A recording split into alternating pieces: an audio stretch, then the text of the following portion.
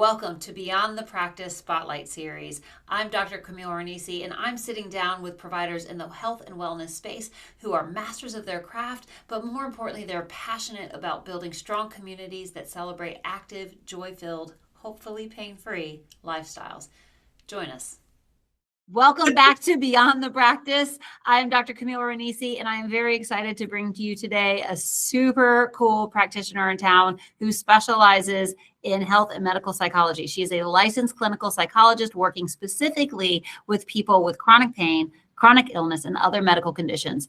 Her work focuses on the powerful connection between the brain, the emotions, and the body to help people manage the emotional load of their diagnosis, decreasing symptoms when possible, and setting up habits and routines that facilitate health and healing. Dr. Jessica Grove, I am so excited to bring you here today. A lot of people feel like psychology, physical therapy, they're the same thing. They're not the same thing. No. And I'm very excited because there's so much we do in the physical therapy world that dances around psychology.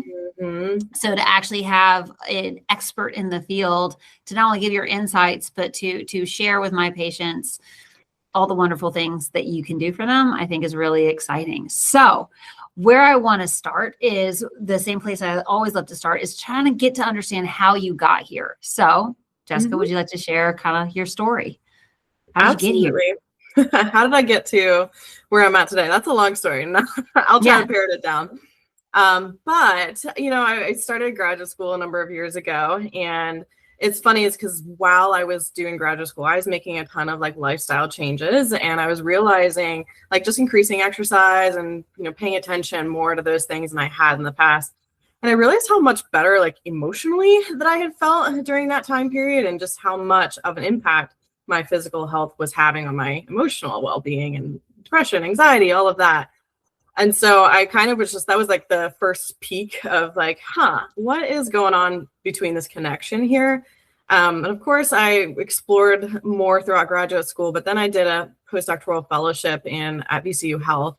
That really did a training that trained me for a year on the interconnection there between the mind and the body, and how to work with the psychosocial aspects of someone's diagnosis or their health. So I've worked with transplant centers, I've worked with neurology clinics, oncology clinics, and I've worked, for a number of years in the Veterans Affairs Medical Center. So lots of work with trauma and things like that, and how that can impact physical functioning, emotional functioning, all of that. So then I finally, I guess, got brave enough is the right word to transition fully into private practice, because as one of my colleagues had said, health psychologists are so important, and they're all holed up in the hospital systems, but there's very few of us who are actually practicing as a health psychologist in the community.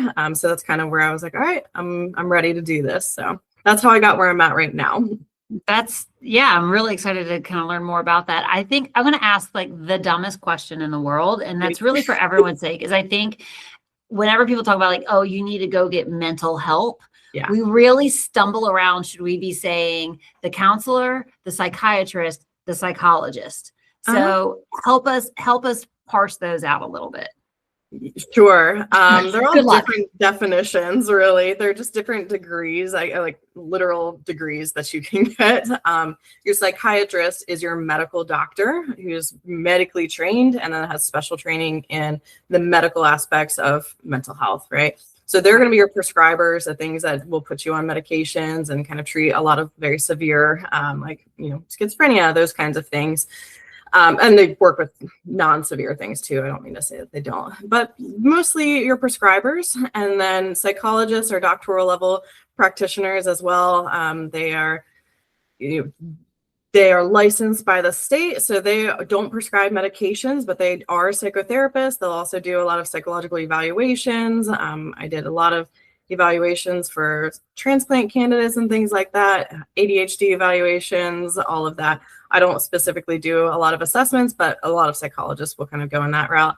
And then your counselors are kind of the master's levels clinicians who treat, just kind of the general counseling, mental health concerns, things like that. So there's not a perfect, you could say therapist, mental health therapist, and that will encompass a lot of us. You could use that phrase. Do you ever feel strongly that people should be funneled into a specific type of provider based on their presentations?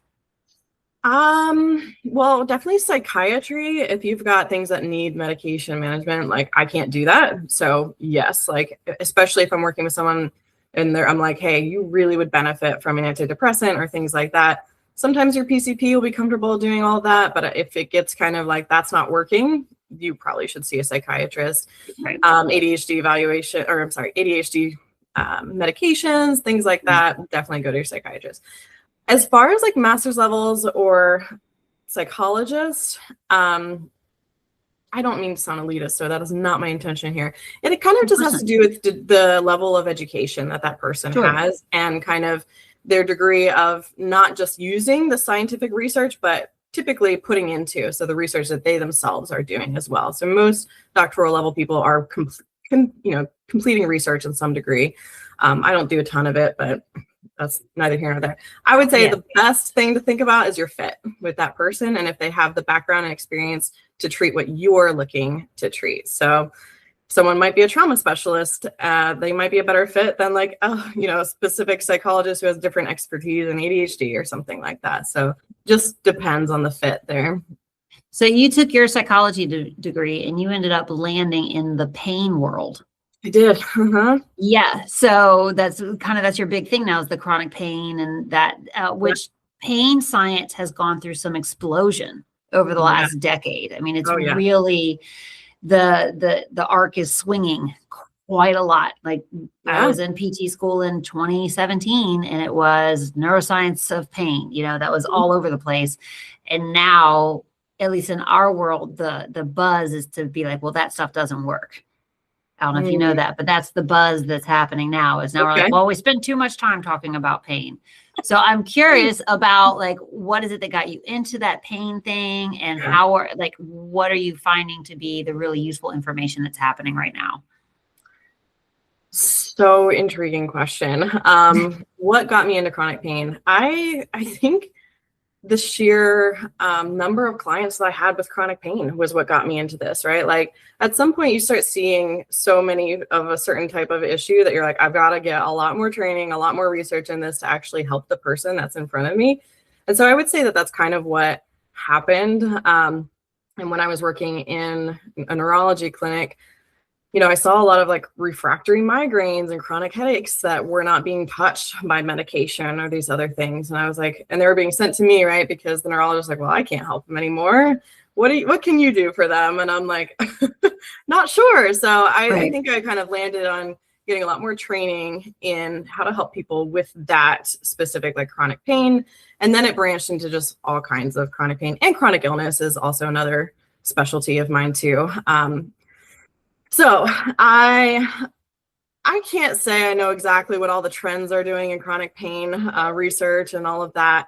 I can only say what I've done in my own research and the science behind that, and how the brain is kind of, the command center, and how it's going to interpret some of the stuff that's going on in the body as either dangerous or not dangerous, and then kind of really create pain or not create pain to protect us. So I would just say that did you ask my approach? I apologize. This is unscripted. If I didn't, I would have next. So I'm curious about, I am curious about how you engage with it, because I think the hardest part of pain education, and I think you would absolutely speak to this, is being on both sides of the fold of saying the pain is in your head, but that doesn't mean it's not real. It doesn't mean there's not a tissue related problem, but also we got to start with what's in your head. Yes, exactly. Right. So if you want, speak to how you address that. Absolutely. Okay. And I don't mean this in a bad way, but like, I think psychologists are uniquely positioned to be able to have this conversation. If they are partnering right with the right people. But I should say that. Why do you feel that way? What is it about the psychology philosophy? I think we're uniquely positioned because we can talk about both worlds a little bit. Now, I do, anytime someone comes to me, they need to have, and we want to work specifically on chronic pain. I want to know what their imaging is saying. I want to know what tests they've had done, right? Like I want to know that their medical workup has been accurate and complete and all of those things. And a lot of times at the end of the day, it's just not improving, right? Or they're not responding to treatments the way that they should be or should be responding, right? All these things.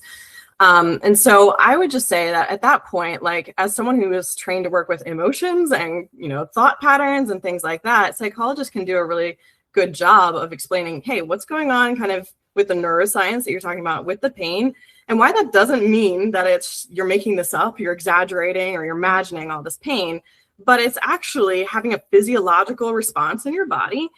And there are ways to kind of tamp down that threat system that we're talking about. So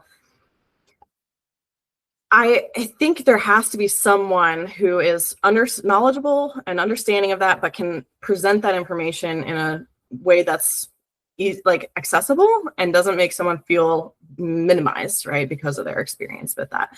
So I would just say that mental health professionals they generally can relay information in a little bit of a more palatable way sometimes than some of the medical professionals that I've worked with. And that is not me being, again, I hope that doesn't come across the wrong way. No, I think we all have our skill sets, right? And each skill set calls a certain type of person to work in that skill set. I always really liked psychology. I wanted to minor in psychology, but I stopped at the research. Like it was like once they're like, you have to do research. I was like, I'm out. Yeah, that's totally fair. And I was going to say, like, I have like PTs and psychologists, I feel like are very much like almost like, I don't know. I feel like you just need both to have some really good progress with some of this stuff. So it's been super helpful working with PTs in the past.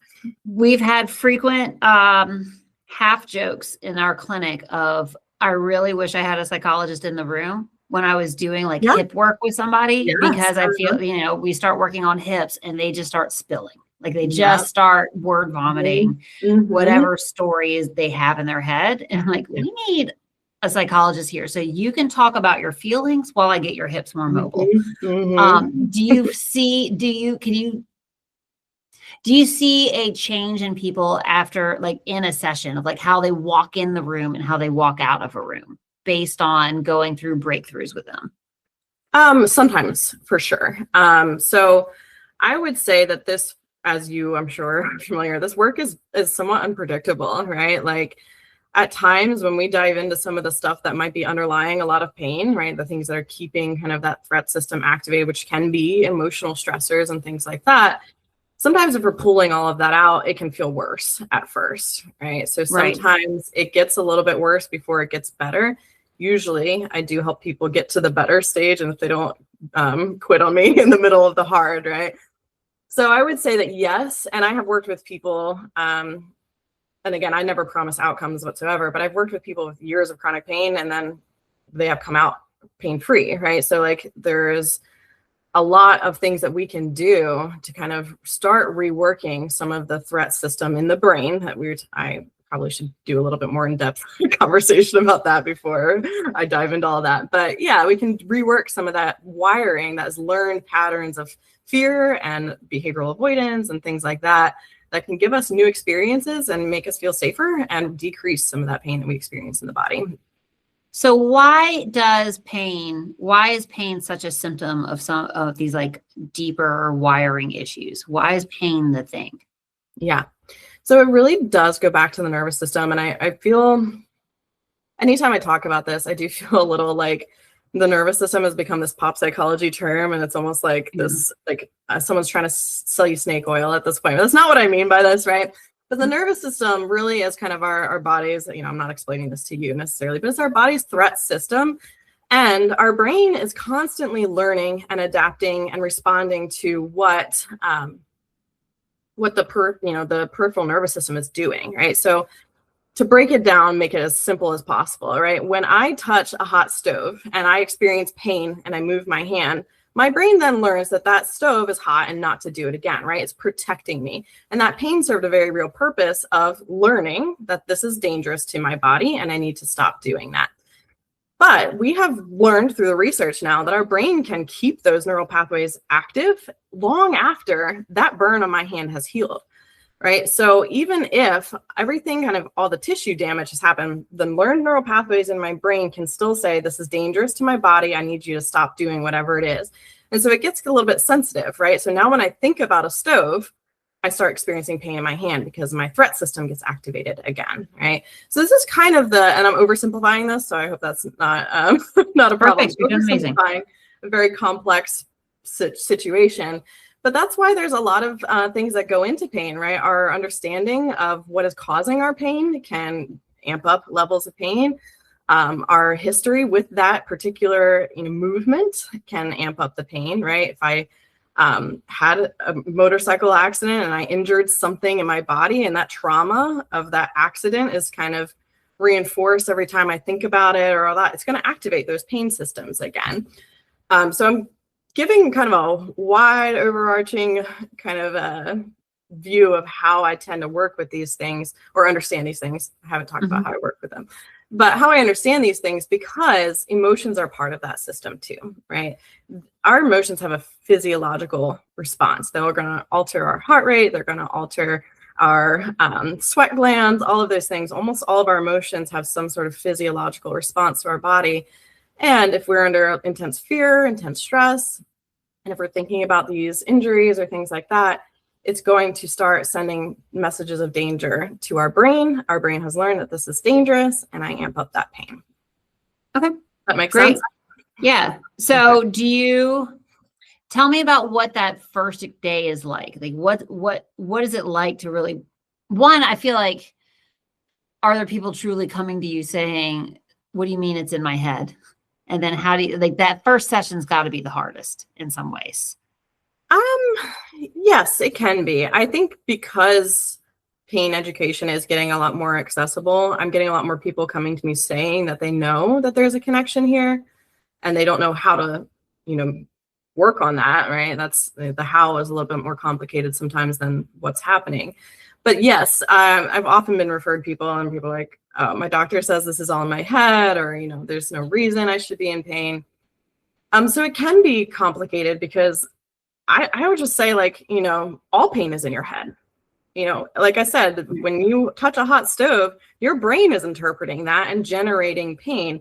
So whether or not I touch that hot stove, or I've got pain after, 30 years ago, I twisted my ankle and now I've just kind of got consistent pain in that area, it's all generated by our brain. So in that way, it's all in our head. It doesn't make it any more or less real. It just means that the cause of our pain is not probably tissue damage at this point. Right. I feel like people at this point are going to start making assumptions that you're going to tell them to take deep breaths. Right. Which you probably do. I mean, I would hope that you do, but also like that's not the solution. Correct. So what are some of the tools in your toolkit? Yeah. Besides deep breathing. Those are tools. And I would say keep doing all of those things. They are going to help kind of a part of our brain decrease that acute stress response, that immediate like fear that you get when you're, about to give a big speech in front of people, or, you're going to have to learn a new skill. So all of those things can decrease that acute kind of stress response, but it doesn't repattern the fact that our brain is interpreting that situation as dangerous, right? Or as problematic. So pain, when we're talking about chronic pain, I should say, ongoing pain without kind of a clear identifiable structural cause, is really because our central nervous system, our brain, is learned the patterns that say that's dangerous, that's threatening. So in order to help people or help the brain start to feel a little bit safer in those situations, we have to do a lot more than just breathing, right? A lot more than just relaxing our muscles, which are all part of it. But we have to give the brain opportunities to learn new experiences with that. So this is where, probably you're familiar, right? In PT, right? We do like things like graded exposure, right? We're starting really small with just learning that, okay, this movement is actually safe and completely safe. And sometimes that pain is going to come. That doesn't mean that this movement is any less safe. And so we give people skills while they're going through that process of little by little exposures to these movements, to these things that, all right, I'm feeling a little bit more calm. I don't feel like this is dangerous to me anymore. And eventually our brain repatterns that. It takes time and repetition to decrease that sensation. So the whole point of what I do is not necessarily pain reduction. It's creating safety in the mind and the body. And oftentimes that does result in pain reduction, specifically for chronic pain. Right. So I'm gonna play devil's advocate, not because I believe in it, but because it poses the question, which is, certainly in my, like we treat pain, right? I'm a physical therapist. I treat Yeah. pain. Mm-hmm. And there's always the coaching element to it. Yeah. But there is a movement piece, and I am a Mm-hmm. movement specialist. I know the anatomy. I know how something moves. I know how they should exercise. Mm-hmm. So I'm curious or I guess the pushback is, well, like, do you have them move? Do you know what they need to do when they move? Like do they actually move in your clinic and you reduce threat when they do it? How do you Occasionally, yeah, that can certainly be part of it. I'm not like specifically coaching people on the exact moves that they should be doing, but most of the time when I see chronic pain, the patterns are a little bit predictable almost, right? A lot of times it's delayed pain, right? After I go for a walk, I come home and now I sit down and everything flares up, right? Because I maybe overdid it while I was walking, or I can only sit in one specific chair. I can only bend down this way. And really, a lot of this from an anatomical viewpoint doesn't make a ton of sense why that specific movement or this specific walk or something like that would cause this level of pain. So I feel very confident after reviewing, making sure they've had all of their medical workup, right? I never do this solo, but after seeing a lot of those things, it's like, hey, walking is probably not the thing causing this pain. Now, doing too much when you're not ready for it can cause those pain flare-ups, right? So we want to start very small, which is what I talked about. But yeah, like little things like let's stand up in session, let's move, let's do some things and give our body new experiences, because also that person's probably afraid to do those movements, right? So if I'm with them and we can do that together, that makes it a little bit safer, a little bit more accessible. Sure. Okay. So how do you get them started? What's that first experience like for them? Like the first session or? Yeah. So I think that is very hard to say specifically because I kind of work with the person that's, directly in front of me. But a lot of times it's kind of a two-pronged approach. One is kind of working with the danger mechanism of the brain or the pain itself. So I'll give people little tools and skills to kind of help work on little exposures, little mindfulness-based strategies to kind of help reduce that harm alarm in their brain. So that could be something that I use frequently is called somatic tracking. It's just giving our brain permission to engage with these pain sensations through a lens of safety. So I will mindfully attune to those pain sensations and also at the same time remind myself that it's safe to experience them. They're not harmful or dangerous to me. And then I will kind of, that's not usually the first session because I want to know that someone can kind of experience that without like re-traumatizing themselves from a pain point of view. So there's all kinds of caveats that I do with people, but that's kind of one way that I would say, let's give ourselves just a little bit of exposure to this pain through a lens of safety and see what does. Very often people will decrease their pain experience just from those types of in vivo kind of, imaginal exposures. And then the second prong of kind of what I do is, hey, there's a lot of things that can keep us on high alert or keep our brain on high alert, which is maybe it is this history of, traumatic events that have happened. And I've learned that anger is a dangerous thing, or I've learned that, sadness is dangerous to me, right? And so sometimes I have to make peace with a lot of these emotional experiences so that they don't keep setting off that danger alarm too. So it's almost a two-pronged approach. I need to work with the pain itself, and then I need to work with some of the other things that might be keeping that system very active or on high alert. So I really love that how you said it, like anger is a dangerous thing, sadness is a dangerous thing. So this is what patients are presenting to you, is that they might not recognize it, but that they're always experiencing some kind of anger or an intense emotion, which their brain is perceiving as a threat. Yeah, or that it's so stamped down, that it's not allowed to be expressed, right? If it's not allowed to be expressed, then my brain says that that's a problem. And anytime I get even a hint of that emotion, it's a threat to me. Does that make more sense? So it's almost like they're retranslating their anger as pain. So rather than being able to express the anger or the sadness or the intensity of whatever that emotion is, the too muchness, their body will redirect it into the pain pathways. Yeah, have we seen chemical markers? It's not that I don't believe you, but like, have we seen representations within the actual physicality of that happening, like the limbic system? Yes, we have seen that. I'm happy to talk about like some of the I'm research. fascinated. Yeah. Like if there's some, like, is it functional MRI stuff? Yeah, so we have some of that data. And specifically, it's more and more coming out, right, about the different parts of the brain. And I'm not as well versed on all the parts of the brain that kind of light up during these systems or these scans, but we do see a lot of times that just when you experience acute pain versus when you're experiencing chronic pain, there are different parts of the brain that are lighting up here. And the ones in chronic pain are a lot of times these the memory pathways. Right. So like I'm linking this to past memory or to past learning, whereas acute pain is kind of almost the I'm forgetting the specific term, but right when you're learning something new, it's a new kind of skill, right?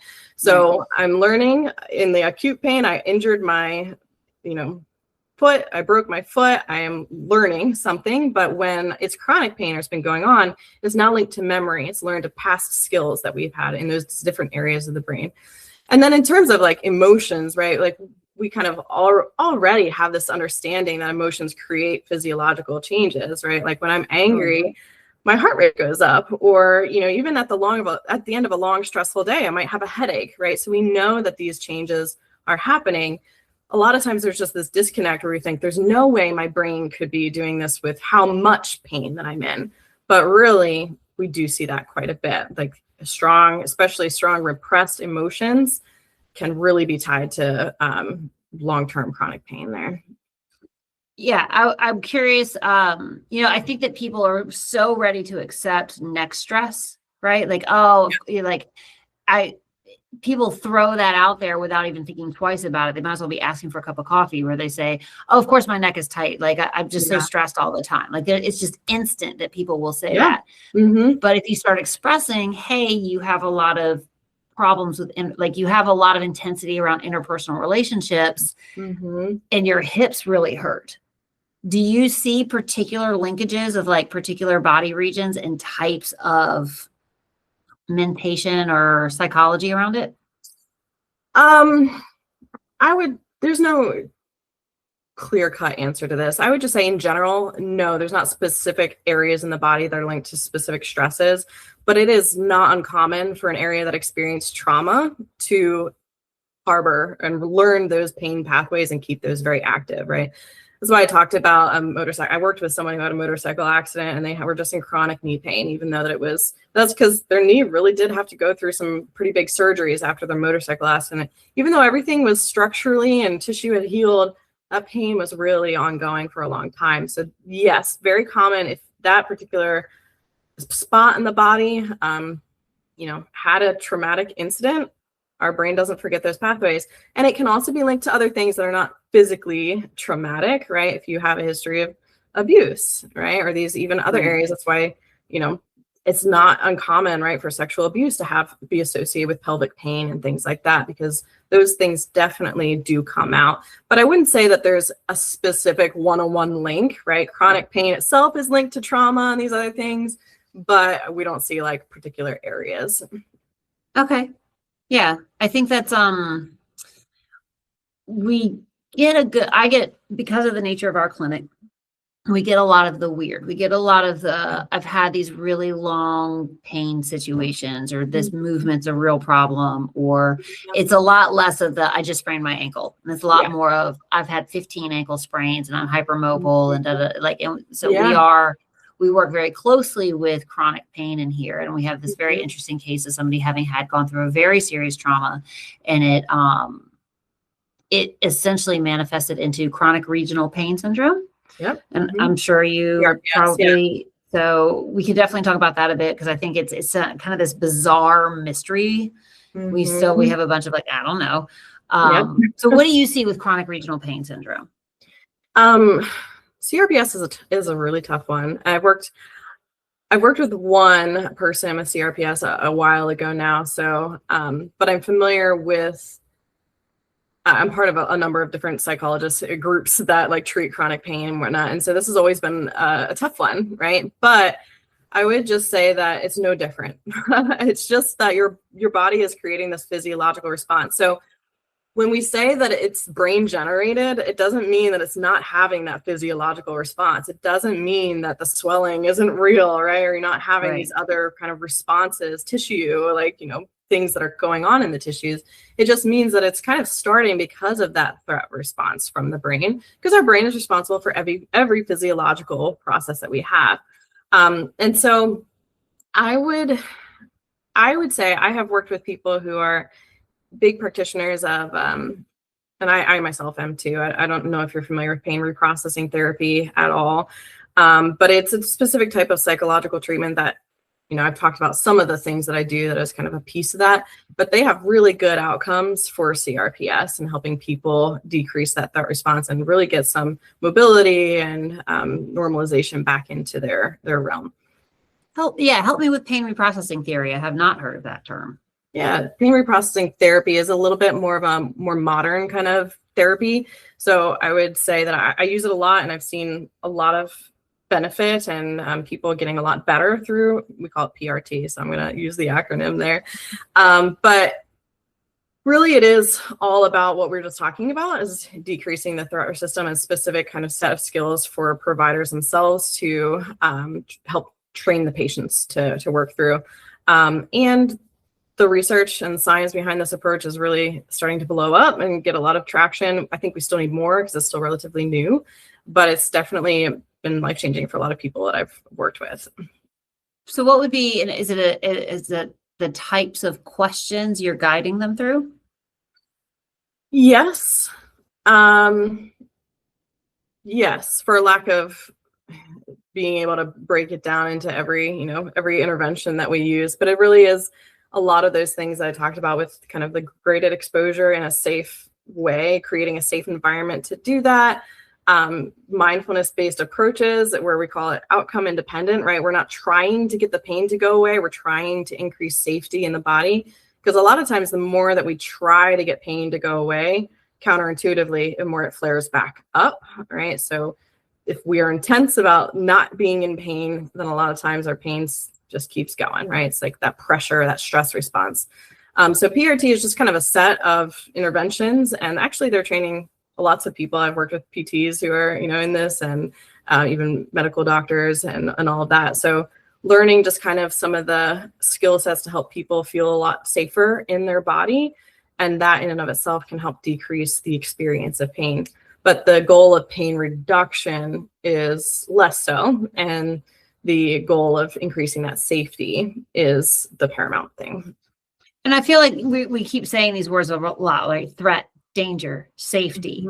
And that, of course, that it is much more trendy now. So I think a lot more people are very familiar with it when you start saying things like sympathetic nervous system, parasympathetic nervous system. And this is where my understanding of like cognitive behavioral therapy and EMDR, all of these things, like they tap in to somehow messing with the autonomic nervous system to reprocess the information. Is that similar kind of in that pain reprocessing therapy? You're tapping those systems? Yeah, okay. I would just say that with this, it's just a lot more tailored to helping the pain actually go away, where some of the other approaches aren't specifically focused on pain reduction. They're just kind of teaching you to live better and cope better with the pain. Like CBT is a very common one where you learn to function and live your life again, even with this pain present. Pain reprocessing therapy really does see a lot of big reductions in pain, and even some long-term good sustainability of that too. Right. Interesting. It's I know it's very hard to like say things in a concrete way, right? Like, cause it's how do you measure a quality thing, not a quantity thing? So with that being said, I guess I should ask the question, pain scale. We agree it sucks. Of course it sucks. Do we have a better way to measure this though? So how do you measure? What do you do to measure that quantifiable, have we had reduction in pain? I mean, I use what the patient themselves are just telling me, right? So a lot of the skills that I'm working with people on, I'll tell them, you have to use the pain scale to some degree, right? If the pain is something high, if the pain is too high, like it's above a 6 to 7 or higher in your day, I don't want you doing a lot of this exposure work, right? Because all we're doing is like flooding the system, and we're almost re-traumatizing and like kind of reinforcing a lot of these learned pathways. So we have to kind of practice them when the danger or the pain is a little bit lower.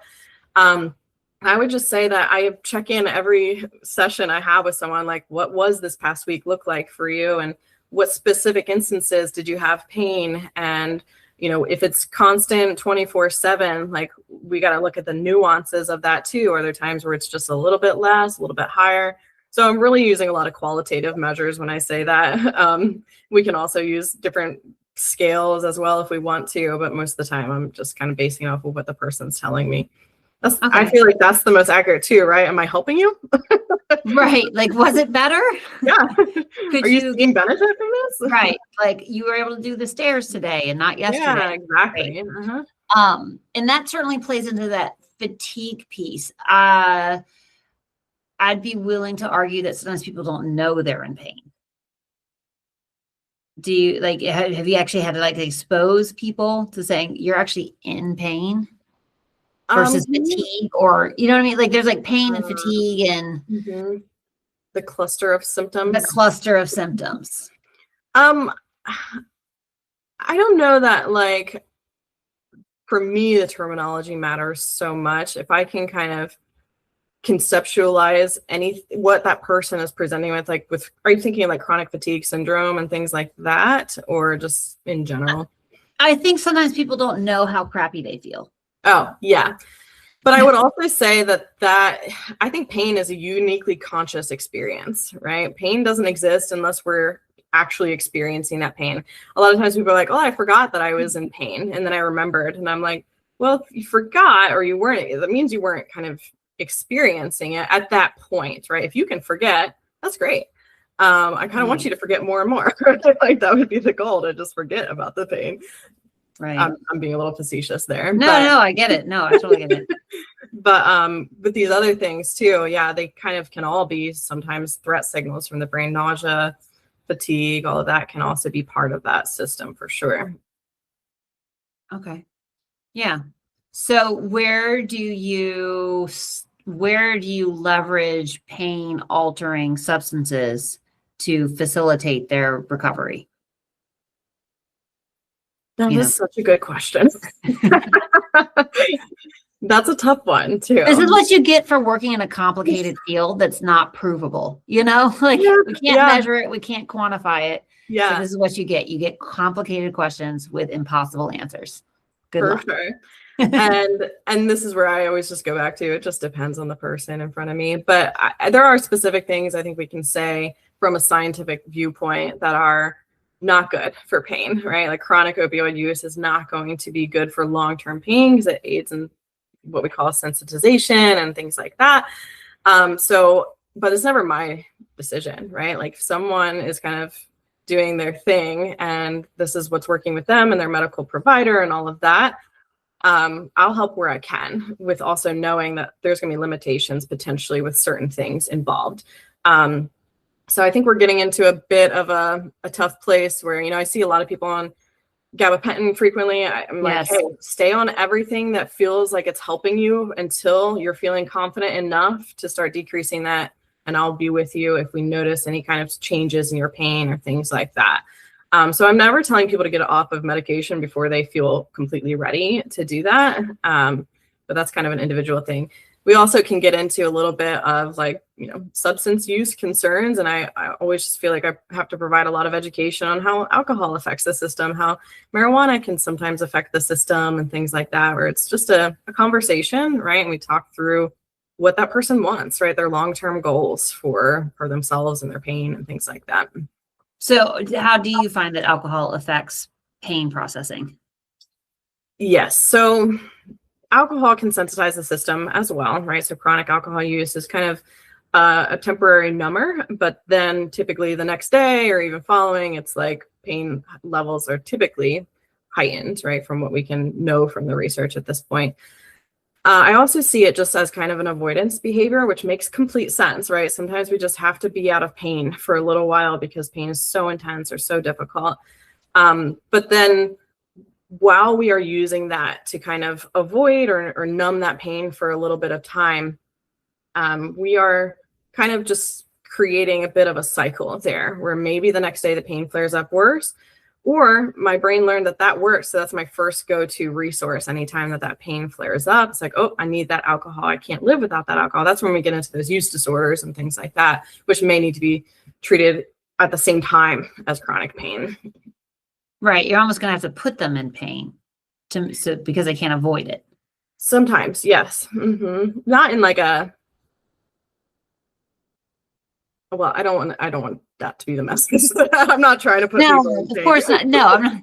But I'm saying, like, if you're going to do graded exposure, they have to chance being exposed. Yes. And you can't. So the follow-up question really is that it is very similar to our world. It's when people come in for the evaluation, there are lots of times where I say, hey, try not to take your pain medicine as long as it's appropriate. Don't take it, because I need to know what causes pain. And if you are on ibuprofen, I can't provoke your symptoms. Therefore, I can't get an answer. Now, that said, during eval, that's a tough day because I'm going to be intentionally provoking your symptoms. So there is sometimes the advice, depending on the presentation of the person, is you may want to take it right before the eval, so it is on board and it kicks in as we wrap up the eval. And you can argue with me right now and tell me whether or not that's bad advice and if I have better advice out there. No, I don't know. I always do it. I just sometimes I'll be like, oh, I came in, they're like, oh, I took an ibuprofen. Is that okay? And I'm like, well, of course, it's fine, but now I'm not going to know what hurts you. Yes, I would. That's okay. So that is the bottom line, right? If you're constantly numbing with these, I don't mean that in a punitive way, but it is numbing, right? I'm numbing the pain down to help me get through that experience. I think for our work together, at some point, we're going to have to think about, if you want to be off those medications, like if you're okay being on them for the rest of your life, that's not a decision that I'm going to make. But if you want to come off of them, we're going to have to start titrating that down, right? We're going to have to start decreasing that. So in that way, yes, absolutely. We need to give ourselves the opportunity to learn and work with what is actually the raw material, right? Like, what am I dealing with just what's in front of me? And I like how you phrase that. I like that opportunity. Right? Of we need the opportunity to see what we're working with. And I think that's, I really appreciate how that it's, it is the power of positive thinking, but it is somewhat, which is annoying, but it is what we do, right? That is therapy of like, there is another door. Would you like to walk through this door? Like, aren't you tired of walking through that door? Would you like to walk through this door? Like, that's all therapy is. I think your therapy, my therapy, all therapy is like, there are other ways to do this. Would you like to try? Absolutely. Yeah. No, I think you're right about that. Which means you're really having to manage fear. That's all this, like, that's what I do. Okay. I call myself a pain psychologist. I would really feel like I should call myself a fear psychologist, because that's what, graded exposure, right? If you're thinking about that, I do have to take those steps and that's fear, right? I'm reprogramming fear in my body and how that shows up. And in fact, if I have some good data that says this is not structurally damaging to me and that I'm safe to do this, all that's doing is turning the fear down on being able to do those things. And that is what helps our brain start to relearn. I'm not afraid of this. It's not dangerous to me. I'm not harming myself. Then I can do this, and I can do it little ways so that I get more and more experiences of this is not dangerous to me. I'm not afraid of it. Yeah, I think, So if you were managing fear for people with the hopes of that if they experience less fear, they experience less threat. If they experience less threat, they experience less pain. That would be the ultimate victory. Yep, that's it. I like it. So we just put people in front of a scary movie, but we play a different soundtrack, and then they don't feel pain anymore. Got it. Yeah. Done. So as we start to wrap things up, I like to ask the question of, all right, people are listening to this now, and somebody's actively in chronic pain, or they know that they are avoiding stuff because of the pain that may be produced. What's something you would want them to know? What's an action they could take right now besides signing up for your group for your group program or coming in to see you, Mhm. what's a takeaway that would help them today? Such a good question. This maybe sounds overly simplistic, but I find that my people with chronic pain are just extremely hard on themselves, and maybe mad at their body and like all of these things. Like they're really kind of the tendency I see is a lot of self-critical talk and self-critical nature, right? And maybe perfectionism, right? I'm not performing to the level that I once was. So when I think about chronic pain, those kind of images or thoughts come to me, and I'm just always asking my clients, can you offer yourself a little bit of grace today? Can you offer yourself a little bit of compassion? I know that maybe things are not looking the way that they want to. Maybe things are extremely difficult. And this is hard. This is hard. So can we just allow ourselves to feel that this is hard, and that I need to be compassionate, right? About my whole experience right now, instead of beating myself up, instead of being critical. And the more that we can, approach ourselves with more compassion, less self-critical talk, less all of that, in fact, the more likely we are to try new things, right? The more likely we are to experiment and see, and maybe have a little bit more hope as well, because a dog that we beat 24/7 is not going to try and learn new tricks, right? But when we encourage ourselves and we have that compassion and we have grace, then we feel a little bit more hopeful. We feel a little bit more confident. And I would just say, give yourself a little bit of grace for going through an extremely, extremely difficult experience. Well, I can't think of a better way to wrap that up. That was beautifully said. I couldn't agree more that I think within working with people who are in pain, grace is kind of it, right? Mhm. I have the patient who wears the shirt that says practice radical self-empathy. And it's Yeah. just this beautiful reminder of saying, just give yourself room to exist and Yeah. don't worry about it. Hmm. Do less, do less in order to achieve more. That's it. And then it's funny. Yeah, we'll wrap it up and everything, but it's funny how often people are like, what should I be doing? And I'm like, let's slow down. Let's do less. And once we feel confident, once we feel good, we'll move forward to the next step of things.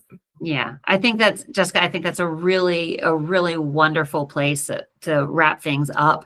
So tell me a little bit about your clinic. Make sure our listeners know about your clinic and about how they can find you. Yeah, so I run Virginia Health and Medical Psychology. You can find me at vahealthandmedicalpsychology.com. I know it's a mouthful. I didn't entirely think through the name That's when I named okay. it, but here it is. And yeah, I'm in person and telehealth. So kind of either one that works for you. You can just pop around my website, see if what you're reading there feels like it would be helpful to you. I'm happy to just chat 10 to 15 minutes and see if that could be helpful. But other than that, keep doing with the PT and things like that. And you are starting a group program. Yes. Sorry. Thank you for that. No, it's okay. I'm here for you. April 3rd. It's Great. going to be virtual, and it's going to be 8 weeks, and it's going to be based on what I just talked about with pain reprocessing therapy principles, and helping your body feel a little bit safer, decreasing that threat response. And so I would love to chat with anyone who's got questions about that group. You can also read more about it on my website. But yeah, April 3rd, 8 weeks, about 90 minutes each session. There's lots of different types of pain, right? There's, terminal illness pain. There's fibromyalgia. We don't know why you have this pain. I had a motorcycle accident. So who belongs in this group?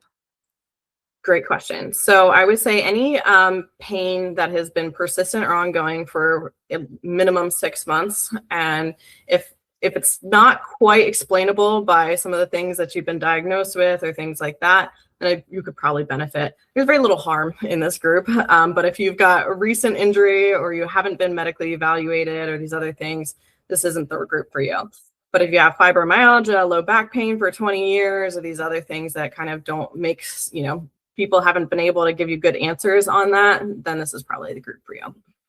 That's great. I will definitely make sure that the links are as part of it, so people have the opportunity to check it out. I think that we could definitely find ways to make sure that you will continue to be a resource for everyone out there. I think we're going to start seeing, as we start seeing more and more and more open conversations around dysautonomias, around chronic fatigues, around hypermobility syndromes, around all the itises. And as we see, you know, our population's aging, like the millennial population is now starting to hit the age where things start to hurt all the time. Millennials are way better about talking about their feelings. True. We're going to actually maybe start to really see an explosion in research of hey, there's got to be a better way than slap an opioid on this.